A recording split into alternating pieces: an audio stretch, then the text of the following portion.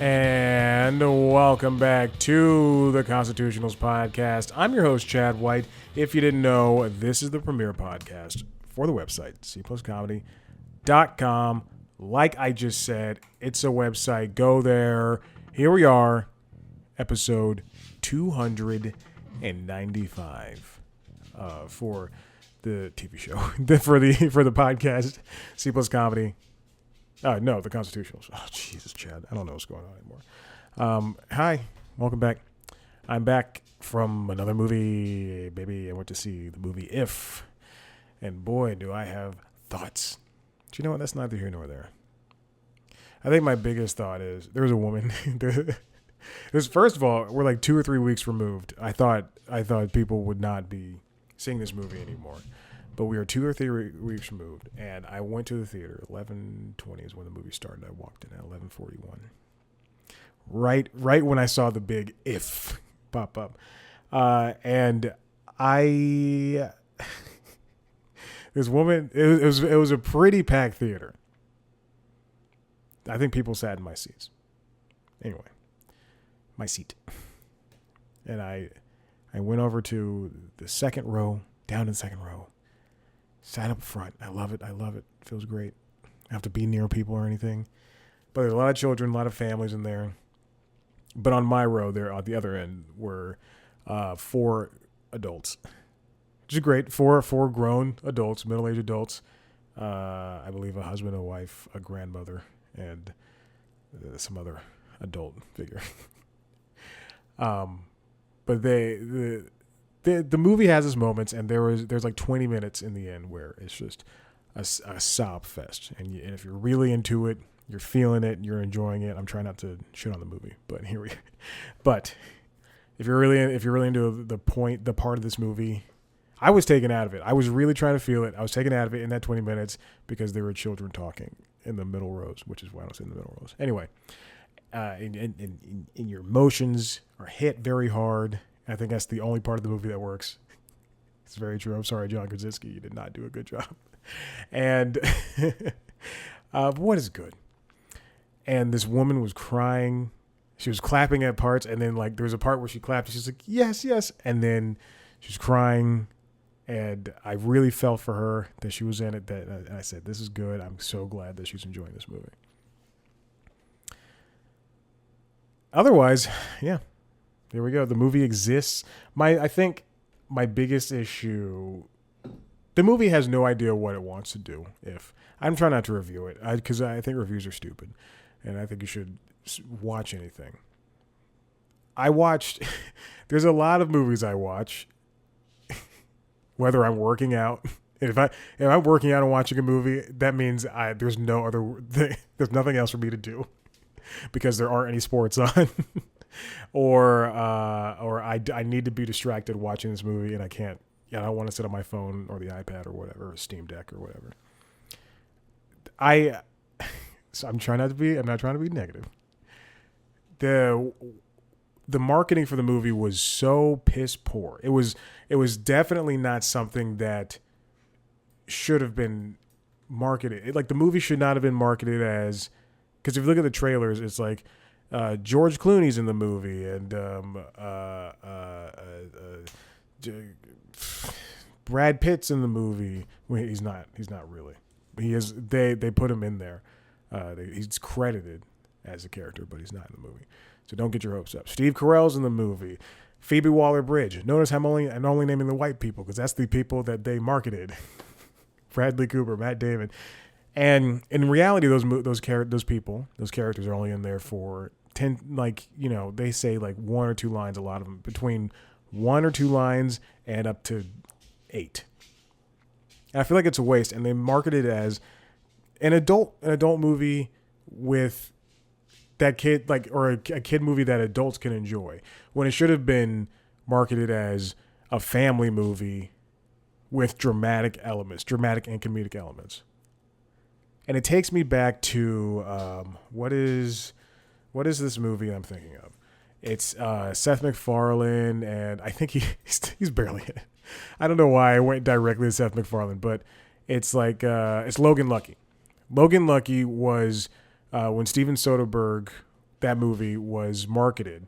We knew it starred Channing Tatum, Adam Driver, Seth MacFarlane, and just a slew of people.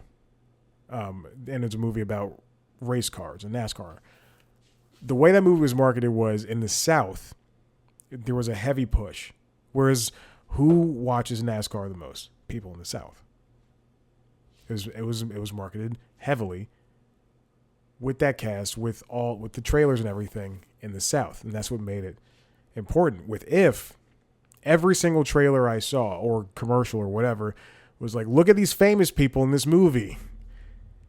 And what that was supposed to do, to me, what it feels like, what that was supposed to do was drag the adults like, hey, whoa, George Clooney's going to be in this movie.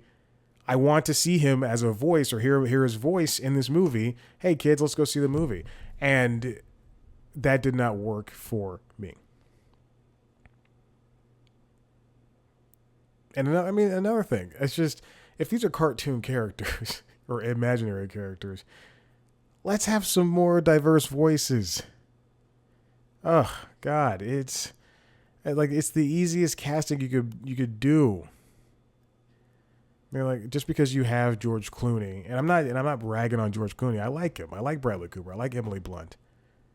I like Sebastian Maniscalco, but I like Sam Rockwell. But if you're gonna have, famous people in the movie, then and doing bit parts here and there, let's not get your friends. Let's get some other people you've never worked with before. Awkwafina has like 2 lines in the entire movie. Keegan-Michael Key's got like 2. Maya Rudolph does have a little bit more of a better role, but it's comparative. Lou Gossett Jr., we're lucky to have him for a long time in that movie. This is his last movie, I believe. Anyway, that was my marketing jargon for If. 'Cause, like, halfway through that movie, I went, this is not turning out to be the movie that was marketed as. Like, it's going to be this whole imaginary thing. Kind of like, and again, I have not seen this movie actually, but I am interested in seeing it. What is it called? I know it is. I'm not going to say the actor because I want to get to the movie before I say his name. So yes, it is a man. Slumberland. The entire time I had not seen that movie. I've seen the trailer. And the entire time If was playing, I was thinking, oh, this is Slumberland. This is what I assume Slumberland is like. Oh, would you look at that? It's got way more diverse actors in it. The first names I see are way more diverse. Anyway, that's it. That's what I want to talk about. Tomorrow I'll be seeing Garfield.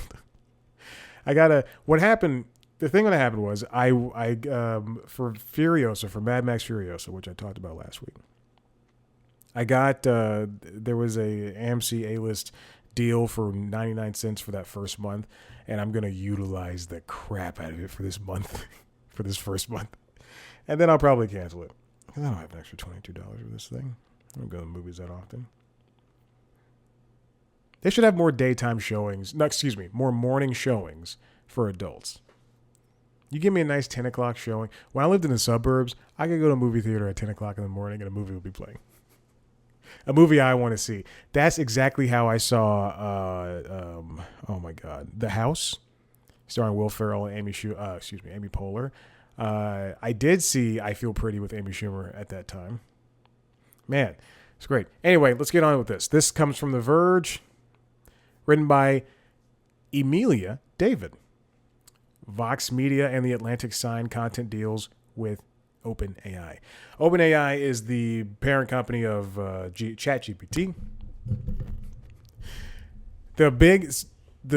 Let's preface this story with this. When it was announced that these AI models were being used, to train AI models, they would read, New York Times articles, and they would read Fox articles, they would read Fox News, all these different news articles in order to get their information, so that when users go to ask about what happened with blank, what happened over here, tell me the history of Hydro Flask or something like that.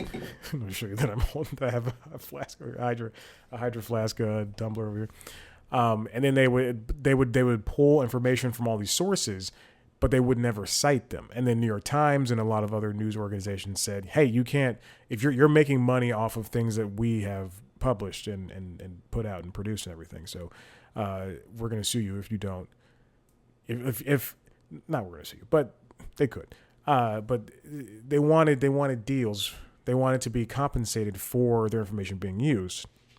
Now OpenAI, even though these things are published on the internet, and you could take the information, even though that would be illegal, and that's plagiarism. OpenAI is doing the right thing and talking to companies and saying, hey, let's make some content deals and bring in The Atlantic and Vox Media, two periodicals I do peruse so often. OpenAI has quickly been signing partnerships across the media world as it seeks to license training data and avoid copyright lawsuits. That's what it would be, copyright lawsuits. It's recently reached deals with News Corp, which owns the Wall Street Journal, the New York Post, and the Daily Telegraph. One of those is good. Alex Springer, which owns Business Insider and Politico.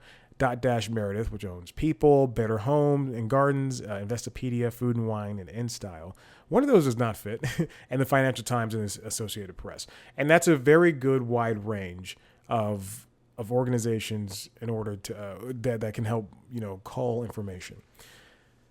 The deal with News Corp is estimated to be worth $250 million over the next 5 years, according to the Journal, while the deal with the Financial Times is believed to be worth between 5 to 10 million.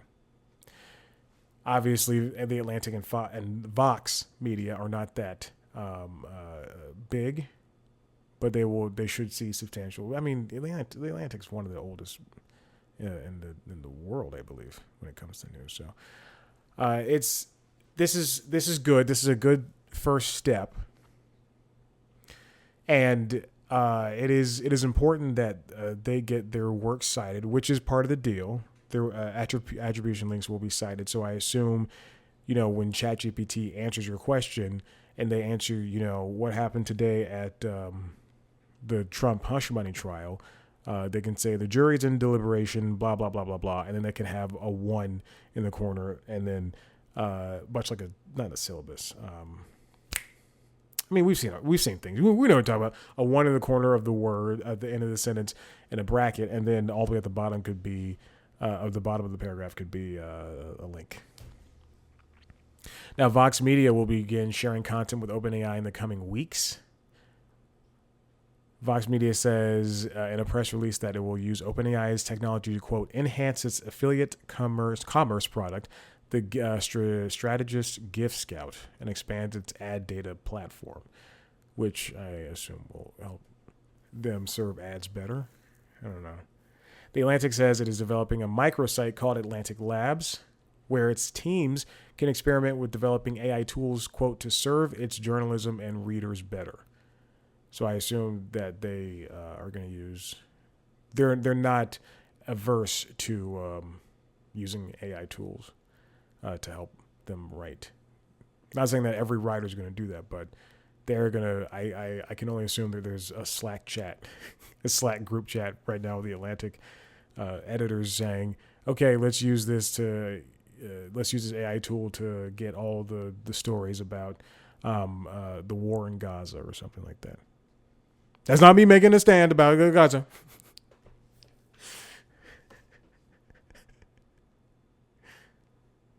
This is, again, I mentioned it's a great first step, and it's the New York Times would have taken them to task, and because right now they've spent about $1 million on the lawsuit against OpenAI and Microsoft that they have over copyright infringement from ChatGPT and Microsoft Copilot.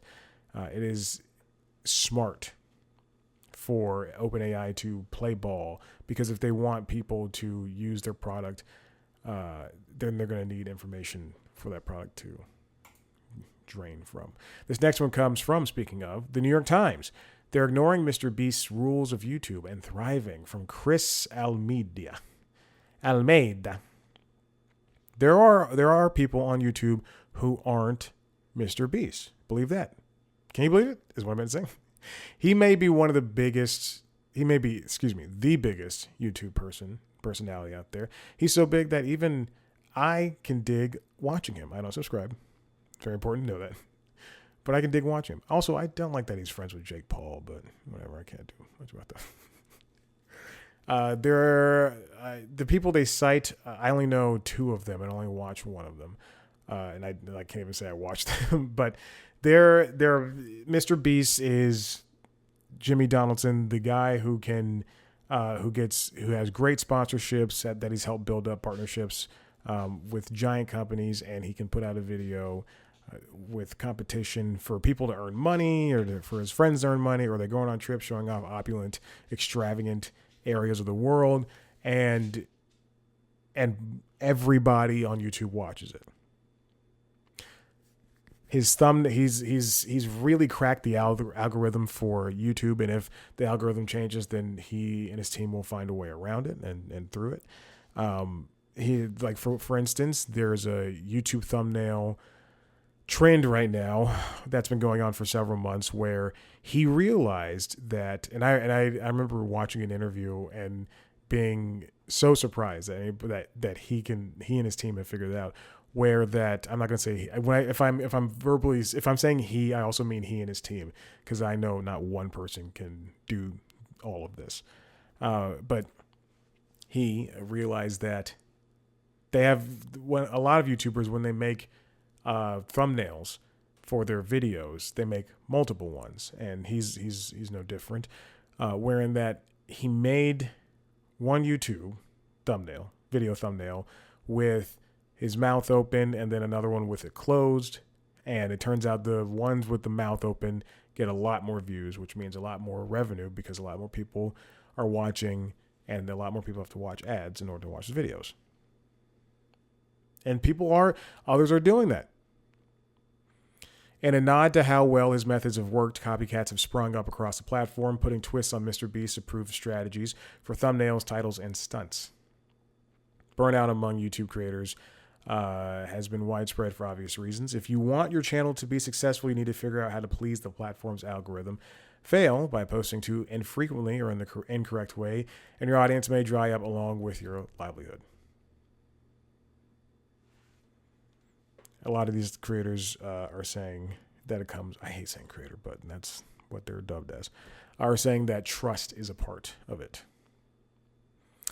They chronicle one YouTuber named Sam Sulek, who is a fitness personality, and he does not do the quick cuts that are popular now with YouTube videos. He doesn't scream, and he doesn't really have any flash. He's just a guy who, I'm going to mute my computer so I can watch a video and actually see what he's like.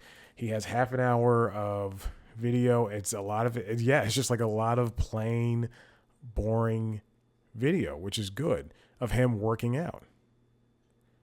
That's insane. No music, just him making noise. That's cool. He's got his shirt off. He's giant. All right, maybe run a little bit. He's been successful, and so have other people. Hold on, I'm trying to find who they're quoting right now. Not every creator has the same goals, says one of the video makers. Some people just want to use YouTube as a creative outlet. Some people want to use it to gain fame. Some people want to use it to make money. I think the biggest thing is just creating a really good video and understanding your audience, and I think that the views will come. Yeah. It makes sense that people, when people make these videos, make TikToks, they're, besides the fame, besides the money, how do they find their audience? Why does the audience float towards, or why are they attracted to people who are loud, and why are videos so quick? I feel as if that is ruining how people are watching movies and TV shows, where they need something so fast and frenetic that it ruins what the project is.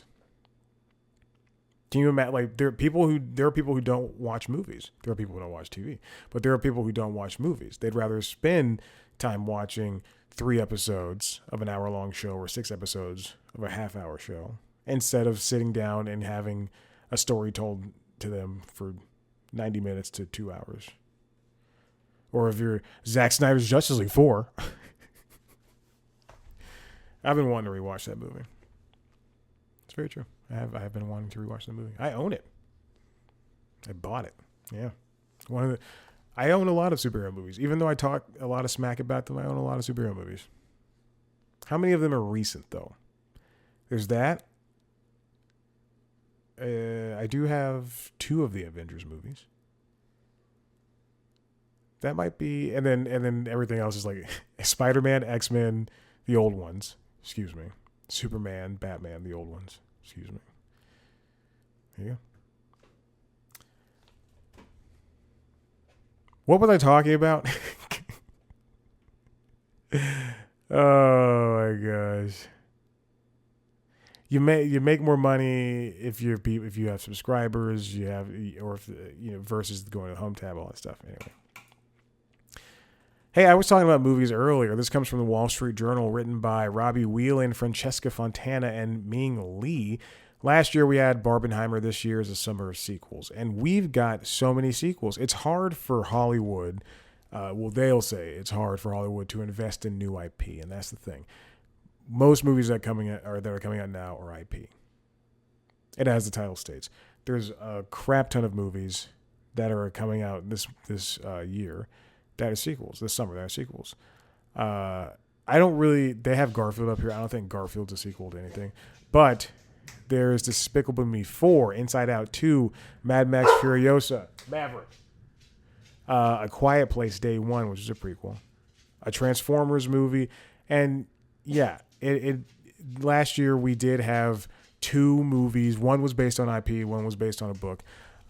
But let's take out the source material at all. We had 2 new original ideas that both brought in roughly $2.5 billion for the studios that were involved, and it was great. It was a huge, substantial bump for movie theaters and studios, and even audiences. Mostly because we had not had something like that since before the pandemic. Now we've got Despicable Me 4, Bad Boys Ride or Die, which is the 4th movie in that franchise. And it seems as though, as they put it over here at the Wall Street Journal, Whelan, Francesca, and the last Min Ming Lee, is that the movie studios have not learned their lesson. Or if it's not that, then movies take years to make under the best of circumstances, making it hard for studios to quickly pivot based on the lightning in a bottle success of a few big hits. What the common thinking for big tentpole films like Bad Boys 4, Despicable Me 4, these new Transformers, a Garfield movie this is the first movie in the new franchise, because they're not going to make one animated Garfield movie. They're going to make more. And Mad Max Furiosa, hopefully they make more. See, I'm not even averse. I should stop saying that. I'm not even against sequels and IP and stuff. But what these movies are known as, they're tentpoles. They're tentpole blockbusters, so that Paramount and Warner and Disney can get all the money, all that guaranteed cash from an Avengers movie, from a Despicable Me. If those movies make $500, $600, $700, $800 million, not billion, billion yen, yeah, $800 million, even $1 billion, then the smaller movies that you might like could come out, possibly. Like an If. And yeah, I know I'm saying If with all those people in it is a smaller movie. But yeah, I mean, technically it is compared to Mad Max Furiosa and the new Transformers and Bad Boys 4 and Despicable Me 4. Hollywood's less nimble. We've been through a lot of strikes.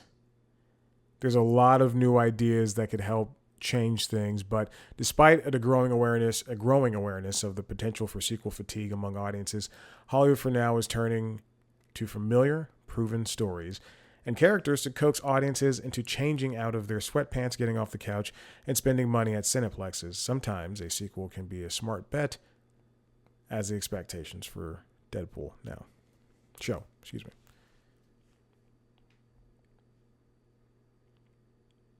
They say movies were back. I still think they are, even though Mad Max Furiosa is apparently not doing too well commercially. I think I saw, and box office doesn't really matter to me, but I think If made a little under its $110 million budget. Hollywood should start doing some more risk taking. There should be ways for them to not worry about tentpoles, but to kind of bet on themselves. The Fall Guy is a fantastic movie based on a TV show that no one remembers. And if you do remember it, then you remember that it's not really something worth being remade. But when this movie came out, the push for it was fantastic. I mean, Ryan Gosling, I've never seen Ryan Gosling do that much press. I've never seen Emily Blunt without The Rock next to her be so personable. Everything for that movie was lined up. It's got one of the John Wick directors and producers. It's got, it's a funny movie. It's action packed. It set a Guinness World Record, and it talks about the stunt people who often go unseen. And yet it did so poorly that it is now available to rent and buy like 3 or 4 weeks after it came out. Just 2 summers ago, Top Gun Maverick, a flashy aerial action sequel to a 1986 blockbuster, was hailed as a box office savior when it arrived in theaters on Memorial Day weekend. The movie hauled in $1.5 billion globally, even without having been released in the Chinese market just yet. For many in the film industry, the lesson of Maverick was that familiar storylines and tried and true franchises would lead audiences back to the cinemas. Another lesson, it still worked to release them on long summer weekends. But last weekend, Memorial Day weekend, Furiosa did not do too well. It was very tepid. It was the worst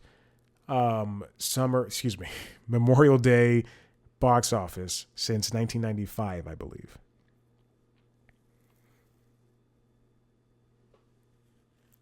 But just because the sequel doesn't mean it's going to do well. Fast X didn't do as well. Mission Impossible Dead Reckoning Part 1 didn't do as well. Both movies I own and love. The summer will really be a turn when Deadpool and Wolverine comes out.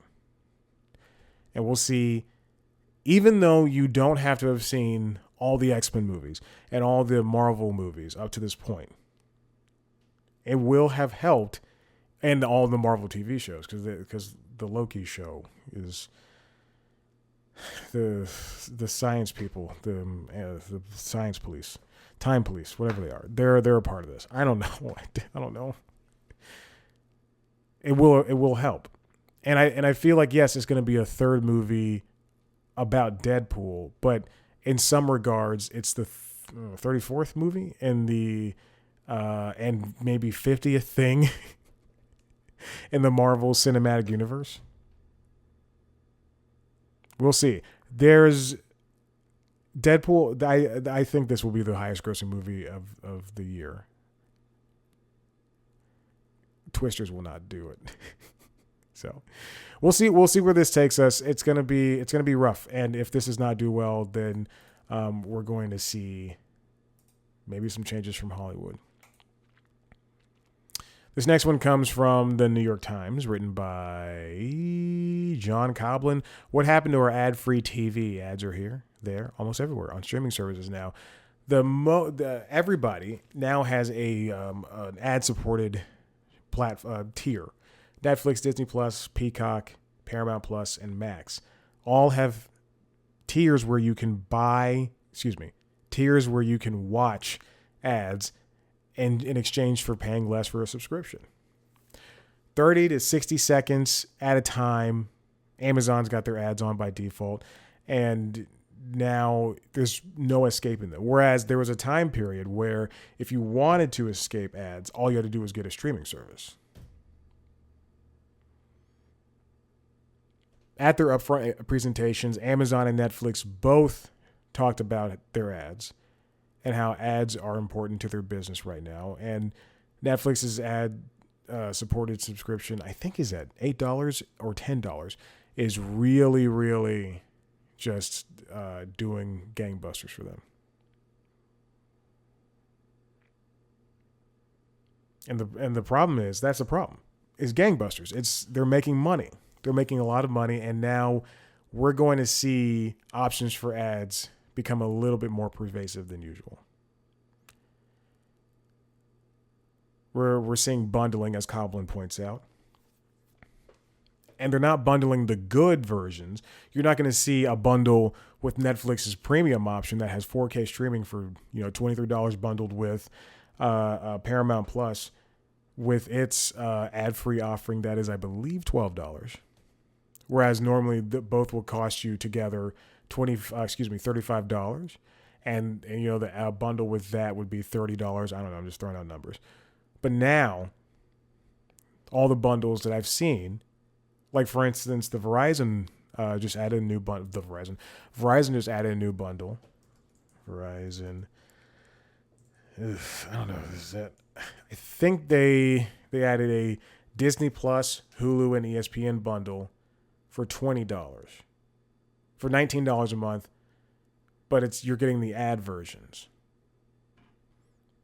I believe they also have a Netflix one that they just added, because I was like, oh, that might be cheaper. No. Netflix and Max. They added Netflix and Max as a $10 per month on their My Plan act, but both come with ads. Yeah, you save $7 a month, but you're still going to be watching ads, and you don't get 4K. I don't like it at all. Consumers can avoid most of the ads, again, for the price.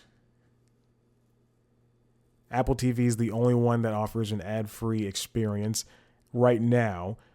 Just a couple of months ago, within 2024, and we are in May of 2024. Within this year, Apple TV Plus started adding movies to and shows that it had acquired, that it has licenses to its platform. For like right now, this is so stupid. 2 days ago, I watched The Hitman's Bodyguard and The Hitman's Wife's Bodyguard. I did watch both of those movies back to back. Because I wanted to watch them. I'd seen the first one. I'd never seen Hitman's Wife's Bodyguard, and I was like, let me check this out. So I gotta watch the first one again. What's really funny is I think I was cycling on Tuesday, and typically I watch the news after as I cycle, and I said, I want to watch this movie. So I have a Chromecast with Google TV, and the thing on the LG, whatever, and I pressed Hitman's Bodyguard on the voice activation thing, and it went, and I knew I'd seen the movie, but apparently I'd rated it a thumbs down, and I went, yikes, let me watch it, and rewatched it, and you know what, it's fine. I'll never want to see it again. There are funny moments in both movies. I will not be somebody who's... I don't want to be too negative on these things. And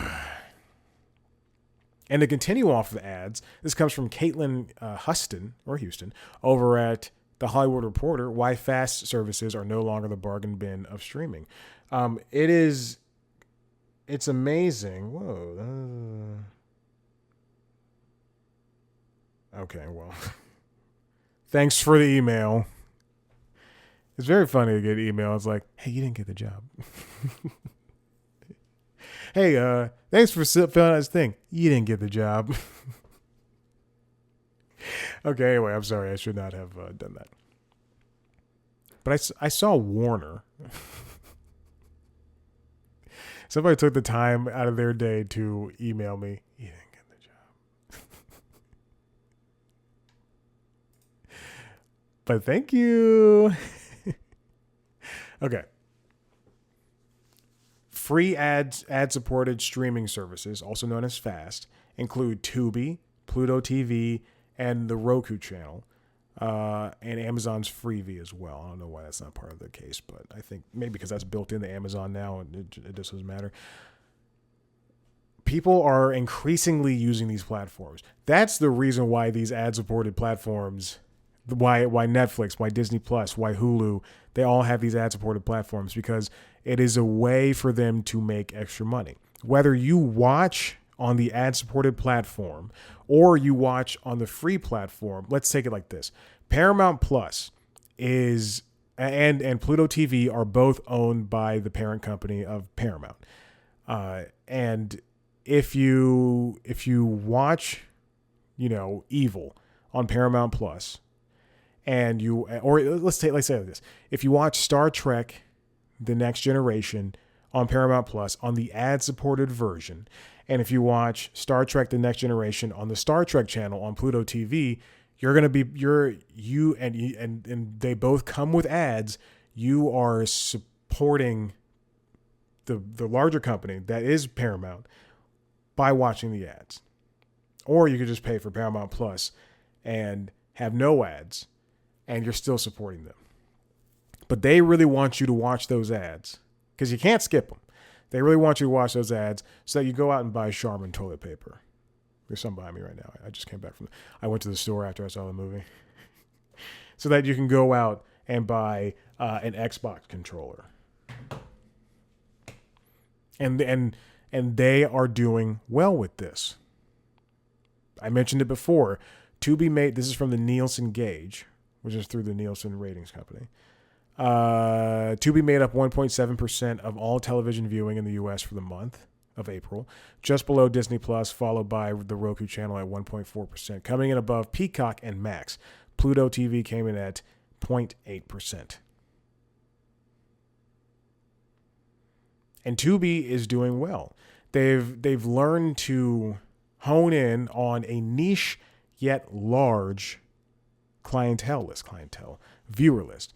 Black entertainment, Spanish language, kids. They really have honed in on that. About 60% of Tubi viewers, Caitlin writes, are cord cutters or never had cable, and 40% of Tubi viewers are not on major paid streamers, which is amazing to me to how not like to be of the 40% who has never had Netflix, the biggest streaming platform in the world. No, she's never had it.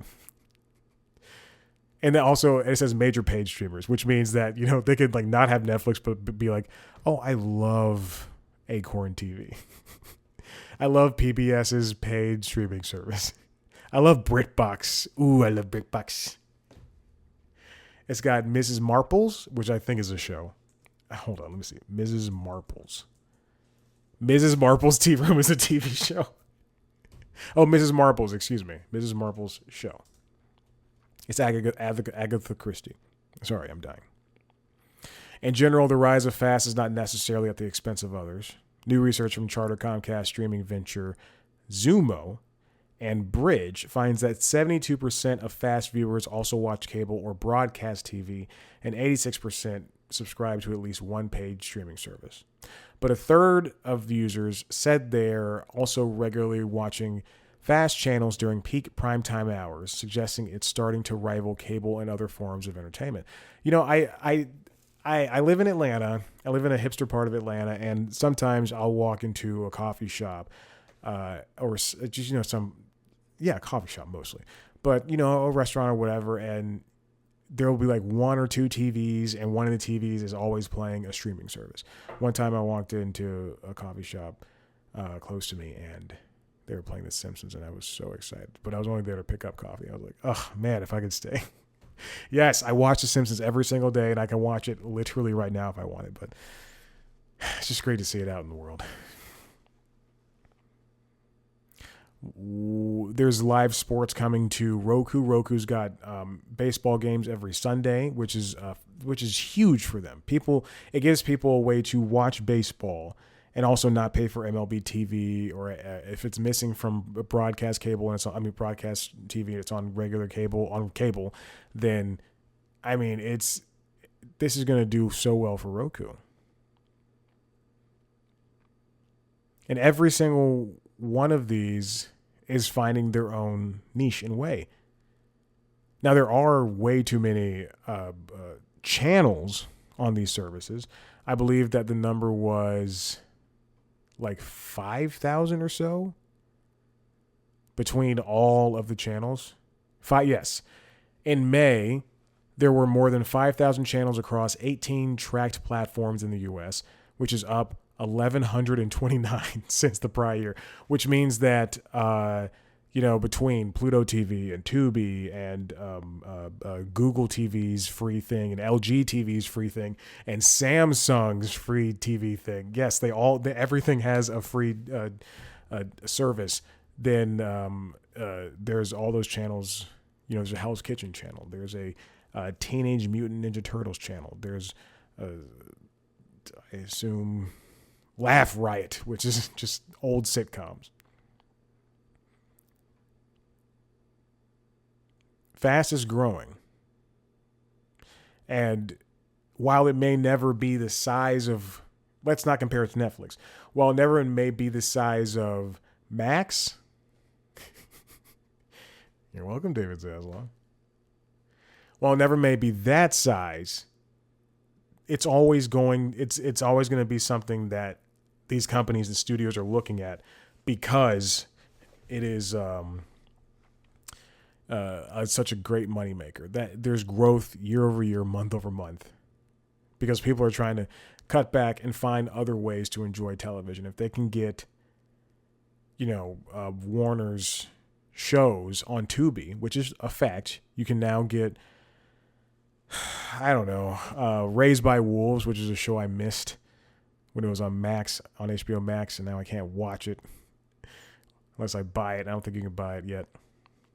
But Raised by Wolves, if you want to watch, sometimes they have other shows like, not Sopranos. Yeah, but Sopranos is on Netflix, I believe. Sometimes they have other shows like Boardwalk Empire, and that might be on Tubi. But you have to watch with ads. But if you don't pay for Max, that's a good way to watch it. I wonder if it's edited. I don't know. I just rewatched Downsizing on Pluto TV because the Doughboys podcast was doing a Patreon episode about downsizing, and I wanted to rewatch it because I enjoyed that movie in theaters. And it's the movie is 2 hours and 20 minutes long, and when you go to Pluto to watch it on demand, it calculates also the ad breaks. So the entire thing, I watched it from 7 p.m. to 10 p.m. It was 3 hours long. And when I got to the first ad break, the movie restarted. And I was in the kitchen. I went, what is going on? Because I had to skip through that ad break again. And then it played the same ads. And I saw the same ads so many times. Anyway, there's I spoke of YouTubers earlier. Scott the Woz is a YouTuber who does video game essays, which are fine. He's a fanboy of PlayStation and Nintendo, and every time an Xbox story pops up, he does not give it the attention it deserves. But he did do an episode about free ways to get free games. I should actually just go to his YouTube channel. Let's see. He did an episode about free games and ways to play free games, because now there are so many ways to play games. I'm not talking about stealing or emulating or anything, but like actual ways to play free games, which are fantastic. Budget gaming is what he called it. And you could buy old consoles while the new consoles are out, or you could subscribe to things like Game Pass, and I believe you can subscribe in PlayStation Plus. Yes, you can, and Nintendo Online, and you get free games through those subscriptions, whether to keep or to play for as long as you subscribe. You can subscribe to Amazon Prime, and you get Prime Gaming, and they give you free games. You can sign up for an Epic account, and you get free games through Epic. Sometimes Steam gives away games. There's just so many ways to play free games. And there's so many ways to watch free movies and TV shows. It's just different now. And you have to be able to dance around and look and see how that works. All right. Anyway, I'm done. Listen, if you like what you heard here, head to the website, cpluscomedy.com, where I've got stuff. You can see me talk to your favorite comedians, musicians, producers, directors, writers, whatever. I talk to everybody. You can also watch a video version of this show on youtube.com/C+Comedy. Where you can watch the other video versions of the other podcasts, which are LinkedIn Logs, which is the Jobs podcast, and Late Night Lately, which is the late night show. You can follow us on TikTok, Twitter, Instagram, and Facebook at C+Comedy. You can follow me on those platforms at Chad Black White. What else? Share with your friends. Do everything you possibly can. There's so much. Enjoy all the TV. Enjoy all the games. And we'll see you next time. Bye.